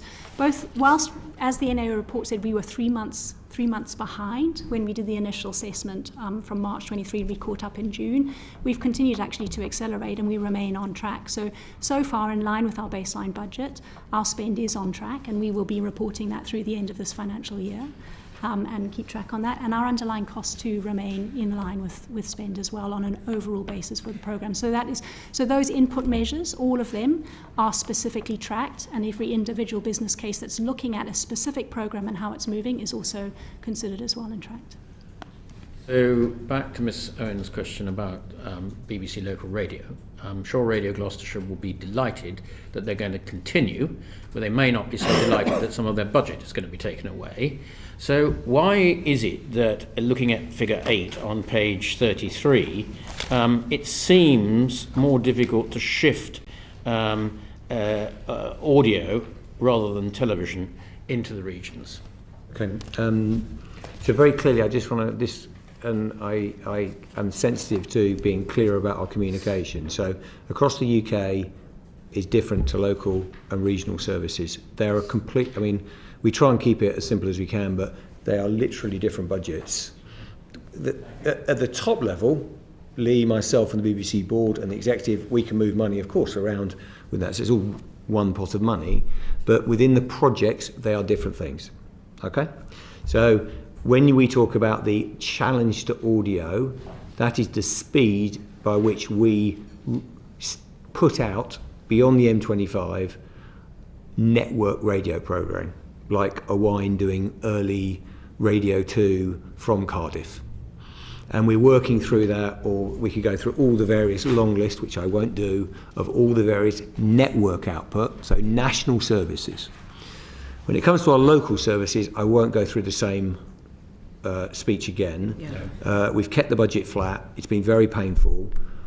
This is in the context of something we may well get onto, which is an extremely tough set of choices for the BBC. Okay, thank you for that explanation. I'm sure they'll be grateful. Can I just come back to you, Mr. Tavaziva, and ask you about the planned overall shape of the 700 million, which I was referring to. Will it still be delivered, given that audio is proving so difficult to move? Yes, so we are currently holding our radio, music and our audio teams to delivering a 50% spend outside of London. So they are behind that target. They have been behind. They are currently working through those plans, but they are committed to, and we are holding them centrally to the delivery of that. So that is something that we continue to monitor, and we're expecting to hear from them very soon on the detail of that. So you say very soon. To give the committee an idea, what sort of timescale can we expect on this? Yeah, can I ask the programme director? Of course, to respond? Please. I would expect it to be early in the next financial year. I think we kind of spoke a little bit about the classical review. There has been 2 major strategic reviews related to the savings programmes within network radio. We decided that it was better that those reviews were concluded before moving teams and programmes across the UK. There is more work to do to address the change to the concert orchestra. We are confident that will be addressed and radio will achieve its 50% target. And you know that process has allowed us to announce new plans, like the additional audio hub for Glasgow and Belfast that we announced in the autumn. So overall, we are very, very confident they will deliver their plan. Thank you for that Thank clarification. you very much, Sir Geoffrey. Sarah Owen, please. Thank you, Chair. And before I start, Mr Davie, I'm really glad you mentioned one big weekend, because this Lutonian is looking forward to it massively, even if I'm not in the right demographic anymore. No one is in the wrong demographic. That is not how we roll. I'm not entirely sure my constituents would agree with you there, right. The younger ones especially. In terms of local hires, Mr Davie talked about 65% local hires, and that's a really good statistic, but I just wanted to ask a few questions about that 65%. Is that the same across all pay grades, or are we looking at lower pay grades being 65% and it tapering off towards the top? Very good question. I'm not sure I've got the data. I haven't seen that data. Okay. So I just wondered if there's any work that's ongoing to improve or to make sure that those local hires are reaching the highest levels within the BBC. Totally, and I think it's a very, very good challenge, and sometimes that takes a bit of time, if I'm honest, because of the level of expertise you need, inevitably, to run 5 Live or do those. We are finding a particular dynamic, which is often people who have come to London, developed their careers, are going back, dare I say, home, to take senior roles in these areas and run them, because it's incredible opportunity for them. So while they may not be local hires all at the senior level, and I take your challenge, and I think it will take, if I'm being honest, it will take a few years to get to what you're talking about. It's definitely what we envisage. One thing that I'm proud of is now, if you want to become an editor in network news, not local news, network news, you don't have to move to London. If you want to run the Natural History Unit in studios, you have to come to London. If you want to run a national radio station, you don't have to come to London. That is a massive change, and the senior jobs will change significantly over time. It is definitely work in progress. There are people going back to, if you like, their hometowns or whatever, and that's what we're somewhat reliant on at this first phase. I take your point. That's good, and I think many would look at apprenticeships and the apprenticeship scheme outside of London. And a more diverse nation deserves a more diverse national broadcaster. Do you share the concerns that targets on diversity and inclusion in your apprenticeship scheme are not being met currently, and is there any particular reason for that? Which target are you talking about specifically? The apprenticeship scheme, you're currently not meeting the targets on diversity and inclusion. I'm interested. Well, socio-economic diversity? Yes, and diversity, I think, in ethnicity as well. Okay. Yeah, I wouldn't recognise that, but I would need to check. That's why I'm looking, because I think the issue we've had, if I may, with, do you want me to cover apprentices, Jed, more in terms of the issues we've had? Yeah, or? you'll just answer the question. Well, specifically, I believe the issue to be, which is the socio-economic diversity of the apprenticeships. As the committee may know, that I've been pretty aggressive in setting D&I targets for the BBC when I started at 50 2012, which was gender, BAME, and people with disabilities. The great news is we've seen really good numbers. So we're now at 50, we're now at over 17, we're now at about 9.5 declared people with disability. Now the issue is, I also wanted, and this we've added the number 25 in, which was for socio-economic diversity, which looks at your parental occupation at 14. And the industry currently has an issue with this. At the BBC, we're about 21.1% from that lower socio-economic group, which I see as progress because it's moving up marginally. But if there's one area I'd like to see more of in the apprentice scheme to the question, I would like to see us do better in that, bluntly, because I think we are better than the overall BBC, but we could do better. So it's a fair challenge in terms of that lower socio-economic diversity. Thank you. Thank you, Dame Meg. I'm very excited about the West Midlands still, because I think for my part of Birmingham and the whole of the city, having lived there my whole life, I think it's actually going to provide a lot of opportunities.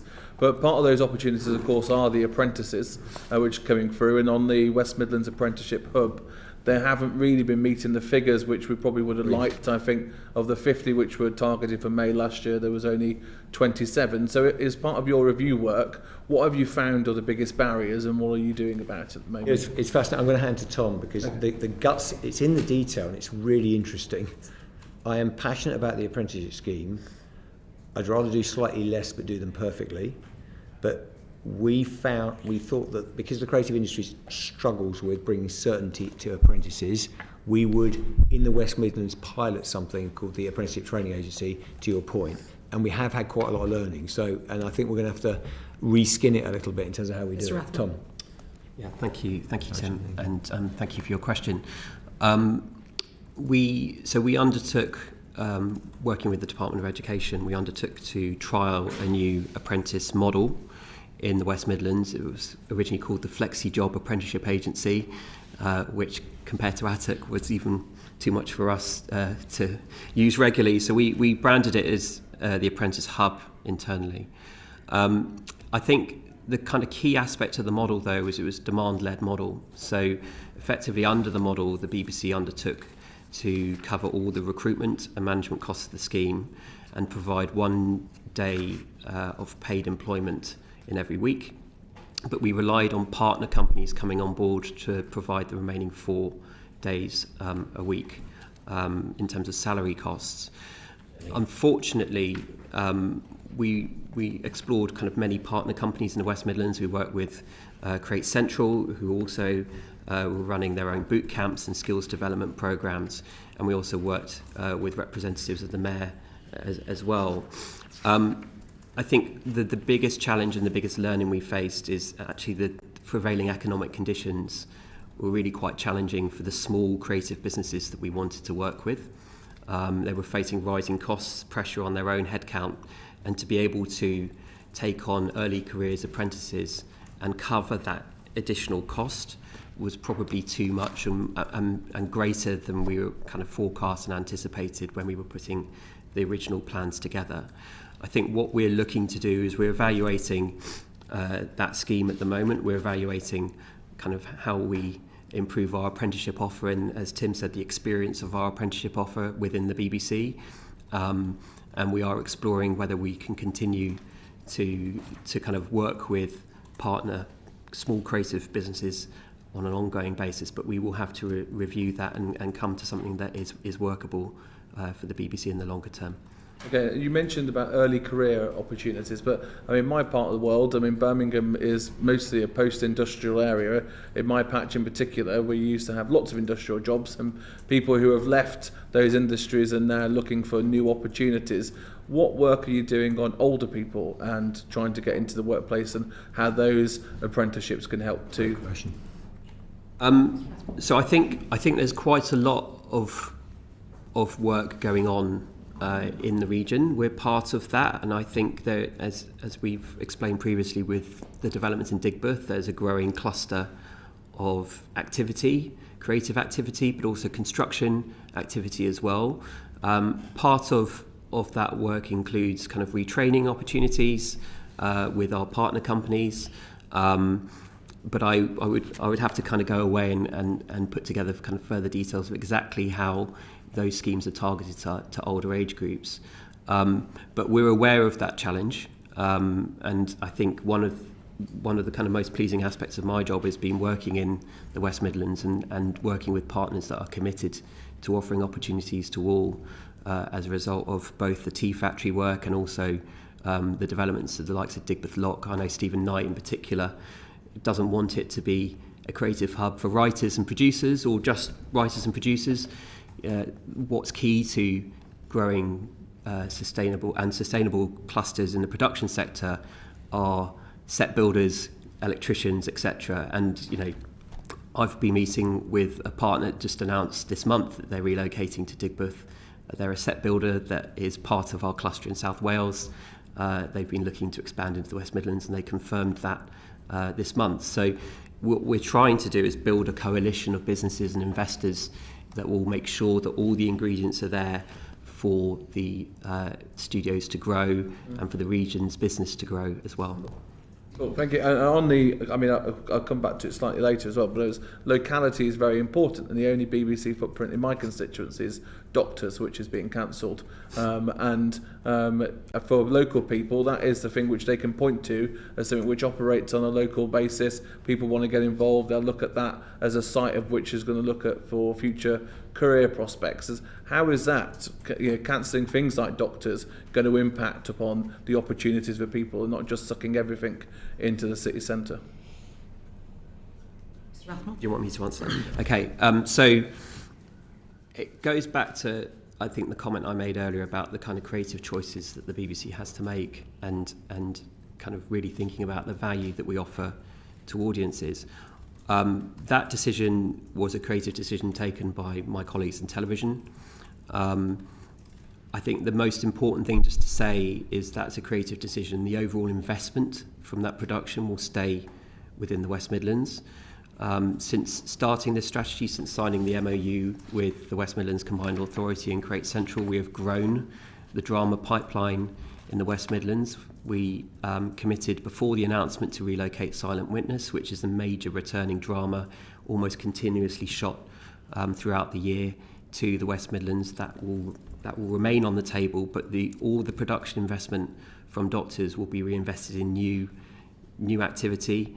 I think, Tim, you were in Birmingham it wasn't an easy couple of weeks ago in the writers' room. We've got development. It's a really tough decision, and I think, but in television you're going to have things that you can afford to keep going and things you need to bring in. The key is what we were talking earlier, which is the agreement with the region, and I would spend, obviously you're spending time with the mayor, the regional mayor, and talking through them to him with Central Create. We're in deep discussion around what we can to the earlier questions, the underpinning of investment, and actually we will probably be ahead of that. I think there is one sub-question underneath it, which we got to earlier as well, which is how much that investment is returning drama or returning production. And it's really important that Silent Witness, MasterChef are not just come in for 3 weeks and disappear, or come in for a month and disappear. And I know there is a lot of sensitivity over Doctors because it's done brilliant work. It's built a lot of young talent, young actors through, not even young actually, retrained fresh talent, we should say. And I think we need to make sure that we've got that base. I'm very excited about the plan for the West Midlands, by the way, and it's probably a separate meeting to talk about how far we can take it. But I really think in terms of us underpinning the investment, and the test I'd put it on is how much of that is in returning investment, I think we'll step up to the mark. We'll come to some more, I think, on the West Midlands. We'll give you your West Midlands moment. We'll give you your West Midlands moment. I think I've had later. it, but anyway. I think clearly you've mugged up after the Sean Bailey Black Country issue. Over to Peter Grant MP. Thank you, Chair. Mr Davie, what specific data do you have to tell you what BBC staff think of across the UK? I don't think I've got anything specific with regard to that strand. We have a very comprehensive staff survey where we look at, how people feel in terms of each office, like a normal operation. We do a very significant staff survey by location. So I can look by geography. You can look at how happy are people in Salford, do they support the plans, do they feel they're well led. I haven't got all that data in front of me, but we have world-class staff engagement data. Don't you feel, given the importance of the entire project, the clear importance that you attach to it, the fact that it's designed to change the culture of the BBC, and the fact that it's going to have to be disruptive to some of your London-based staff at some point, wouldn't it have been a good idea to find out what they thought about it just now, rather than wait until you tell them? I think that, I absolutely. I mean, by the way, it's not all about surveys, is it? It's also good leadership to listen to people, talk to them. I'm all around about talking to teams that are relocating all the time. I think we have an appropriate system in place through staff. See, if we did a staff survey on every particular, welcome to the BBC, every particular project, as you say, I think we'd sink. I think we need a organised, simple, world-class staff survey where we can get feedback. People can give us their overall verbatims, all the things they do, plus we can get staff engagement scores. That seems to be proportionate to me. It is the case, though, isn't it, that the move to Salford was not particularly popular among a lot of your staff to begin with, and possibly better engagement with staff earlier would have... I've been in many situations where I've relocated people, and it is really tough, because if you've got family roots in an area, I think, it's difficult not to generalise, but if you're at different life stages, or if you have children fixed in school, let's just be... It's straightforward. People find that extremely hard if we're relocating and they're passionate about their service. And I think that has never been easy. What you've got to do is be, I think, kind, caring, but also clear about why you're doing that. And I think there's never been much pushback on the overall logic of moving the BBC out of London and how that can be beneficial to the BBC, the licence fee payer, and is fair. So my view is that logic has held, even though people themselves have been involved in sometimes quite difficult decisions around programmes. And I remember I've done it myself when I ran radio. I relocated a couple of programmes, and it was very hard in Salford. I remember it. It's really hard on individuals. Thank you. I want to move on to something you've already referred to in some of your other answers, and that's the partnership working in various places.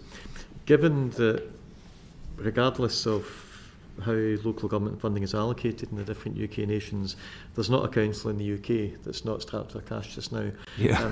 A significant number of councils in England are officially on the verge of declaring themselves bankrupt. A significant number of councils are seriously considering withdrawing everything apart from what they legally have to provide. In addition, a lot of the other bodies that you're looking to work with are funded directly or indirectly by the UK and devolved governments. What changes are you making to your approach to partnership to recognise the fact that a lot of your would-be partners simply don't have the money? I think Tom may want to observe on this. I think we're not in a situation like potentially a big infrastructure build where vast financial commitments are needed from kind of councils. Or sometimes there is seed money, like in the northeast. It's been an amazing collection of combined authorities all getting together to provide some seed money with us. How much have they provided? So we're working in formal partnership with 15 authorities, 12 local authorities, 3 combined authorities across the northeast. As a public document, I think it's in public. It's just over 14 million. million. If you can tell us. Well, no, it's just it's just 10 to 15, I think yeah, we'll say. But between 10 and 15 million. We'll say 10 to 15. But it gives you a sense across all those authorities. How much are they putting in? How much money are they putting in? Between 10 and 10 to 15 million, sorry. So 10 to 15 million between, okay, yes. sorry. Between them. Between the 15 yes. local, So, too many 15s. So the BBC has put in 25 million. That's a minimum commitment from us. I think what I would say is it's an incredible partnership, and it's, I think, the first time all of those regional authorities have worked together in partnership on an opportunity.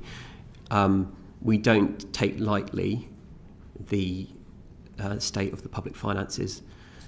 Someone who grew up in the town of Woking, I'm acutely aware of the issues that some local authorities are facing. I think what I would say is I think the early signs in the northeast are quite encouraging in terms of the impact of that investment. I think the model whereby creative or screen agencies are created in the regions and production funds are assembled has been proven to provide a return on investment in different parts of the UK. They are very much following that model. I think we're really happy that we're putting in 25 million, but we're very, very clear we need others to come in as well. And I'm delighted that there are other broadcasters and producers applying to access that production fund that the North East authorities have set up, and they are bringing their commissions and their productions to the region. It's early days, but again, the pressure is that will have to provide a return on investment. And that will be measured, and they will be scrutinised just like any other local authority. It's all very well to do an assessment and say this investment has got a positive return in 4 or 5 years' time. If you don't have the money to invest just now, then that becomes academic. At the moment, the BBC's in, believe it or not, a lucky position, because you've got a pretty good idea how much money you've got for the next several years. Most local authorities, if they're lucky, know what they've got for 24 to 25. They've got no idea what they've got after April 25. A lot of central government funded bodies don't know if they've got any money from April of this year. Do you have contingency plans in place in case one of your partnerships gets past the point of no return, and then a significant partner has to pull out because they simply are not getting the resources that they hoped they would get from if I may, this is interesting, because I think there are projects, like property projects we have, that are dependent on significant investment from partners. These projects we're talking here are not. Yeah. What I really need, if you're a council leader, is your ability to set a clear vision, bring people together. You know, I think the marketing bodies or the bodies that champion the region, if I may, I take absolutely your point. I mean, the finances are extremely stretched, but the levels of funding we're talking about are very small. And then you're trying to do is what you really need help in is helping bring in private investment, creative leaders. So in some ways, we're asking for those benefits as much as hard cash. Where we're also having discussions, which I think, I don't know the full impacts of this, but sometimes there might be an infrastructure question like, how do you get to the place of work? Do you need a bus? Do you need those are, overall, we don't have those as significant, but I could tell you a couple of locations where we're having those kind of conversations. But overall, when I look at this programme, do I think there's a 20 million investment? If we didn't get, the thing falls over? No. What we need from the local authorities is support, bringing in and having a very good plan to attract in investors rather than their own cash. That's the shape of the programme, really. Thank you very much. Thank you. For local partnership work, and we've got 2 great examples, well, not one particularly great example, because our local authority has actually gone bankrupt in Birmingham, is probably the biggest example of how you manage budgets and do your partnership working. So have you seen that, I mean, and as we speak, they're announcing their budgets for this year going forward. So is there anything which you think would all be concerned about when working for local authorities, especially with examples like Birmingham, how this programme may not necessarily see all of its benefits? Clearly concerned if you're working with partners, but we've got good reassurance that some of the private investment that's coming in terms of development in places like Digbeth and other things we need are not threatened by the issues within the council budget, and we've got good assurance of that.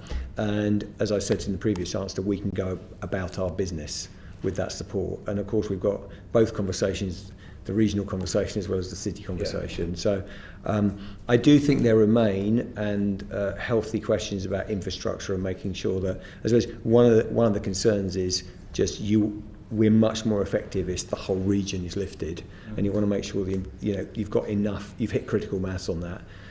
My judgment is, and it may be a more detailed discussion we want to have, but in the West Midlands there's enough momentum around the productions coming in, the creative energy, the private investment going in, which I think will define this project more than just public money. Thank you. And obviously in Birmingham, wholly avoidable bankruptcy, we are very lucky to have Andy Street, who has obviously been... That is not something I will be opining on. which we can go forward with Andy to make sure that these programmes and what we're doing in Digbeth and the surrounding Midlands actually does see the benefits. So when you're evaluating, what work are you doing with the Met going forward and trying to evaluate what the set objectives were and what the outcomes are? We work across party, of course. We've got no fear or favour there. And we deal with all parties in the same way, which is we look at in our agreements, whether it's Northern Ireland or creative, all the various agreements we do, we look at what kind of investment we can bring to the party, what level. Largely, this is around level investment, and then we get to the question around programming strands. That's what we bring, and that's what we do. That's what we do. And the West Midlands Agreement's an outstanding example of us committing and getting money out into the area. I mean, you mentioned previously about the Welsh model and Doctor Who and the evaluation that you did there. Can we see something similar in the West Midlands? Yeah, as per the answer I gave earlier, which is I was a bit cautious because I just don't know how many of those deep economic and how many clusters you do, but the methodology of being able to look, you can look overall about how much GVA. I'm very sensitive to the proper challenges around. I've been on the receiving end, grand numbers and promises of other benefits. That we can definitely do at the top level, but I would be very surprised, put it that way, if we don't want to go to the West Midlands as one of our main clusters and do the kind of work we've done at the right point and really understand jobs. I mean, the good news is in this particular one, I mean, we've kind of hammered it to death, is there are specific examples now of jobs beyond the BBC and others that are coming in that are quite hard, and that's good to hear. I mean, one final question is that not sometimes your partners like local authorities might throw you a curveball, but then government might change its mind about major infrastructure projects like HS2, which obviously provide you with a new challenge. What sort of impact work have you done looking at that, about the change in HS2 and how that might impact on across the UK? So we had an existing operation in Birmingham. The process of relocating the building from the mailbox into East Birmingham and Digbeth, that procurement of a site needed to be done. Whether we stayed at the mailbox or moved elsewhere, that needed to happen. I think our programme of work in terms of moving activity, teams, programmes across the country, as Tim said before, we believe is directionally correct. In many respects, it's unaffected by HS2. Yeah. It's unaffected by HS2, and we obviously observe what's happened with that programme, but our work continues. Our work continues. Are you glad you're just observing? Our work continues, and we can deliver. We believe we can deliver the case, whatever the scenario in that particular debate. Yeah, brilliant. Thank you. And one last question from Sarah and then Big. Thank you. I just wanted to ask about the future-proofing of this across the UK programme. Because if these clusters are successful, where we might have seen some success in West Midlands, where we see some in Salford and outside of London, what are you doing in terms of making sure that you're not replicating the problem of London, but just elsewhere in the future, and ensuring that there's a pipeline of talent for people across the entire UK? For example, kids from Luton going to Norwich, if you talked about the infrastructure and how to get there in a TV studio, that just isn't there. So Indeed. How are you future-proofing that? I'm just thinking through the future proofing, because it's definitely something we talk about a lot. I mean, I think almost just to be clear to people, perhaps just for the geography, Luton is classed as in the same region, Eastern region. Eastern region as Norwich, but that is a very Indeed, difficult journey. I'm good on Luton. Just So just saying, we wouldn't want to trip you up, Mr. Davie. No, that's all right. I'm all tooled up on that one. I think the approach we're taking is one deliberately of bigger clusters and hubs, being honest, because I think, because I do think that if you are in the outerlying areas, it's a bigger decision, or it's a less decision to go into some of these areas that are near to you versus going to London. This is sensitive territory, because I think we can produce a drama anywhere. But when you're really locating, and also our budgets are such that you don't want to be building studios everywhere, and we're a broadcast operation, so you need a studio, you need a radio studio, you need infrastructure. And if we spread ourselves too thin, I think the financial effectiveness of this will diminish, but we want to be suitably, dispersed. So I think, therefore, you do see us saying, okay, we can make drama anywhere. Technology allows you to broadcast from local radio stations we need everywhere, and we've got 70 locations across all that across the BBC, whether I'm in Aberdeen or whatever. That remains and is precious. But in terms of these hubs where you're really getting a career that you can get, to your earlier question, a senior level, if we could see that operationally in Glasgow, Cardiff, Birmingham, Salford, I think would be, and a thriving sector in the northeast, that would be a massive step forward in terms of how people think about getting into this industry. And I would probably prioritise that over, for the network output, trying to get every postcode, because I think at this point we'd have another discussion with this committee. Okay, thank you. Thank you very much indeed.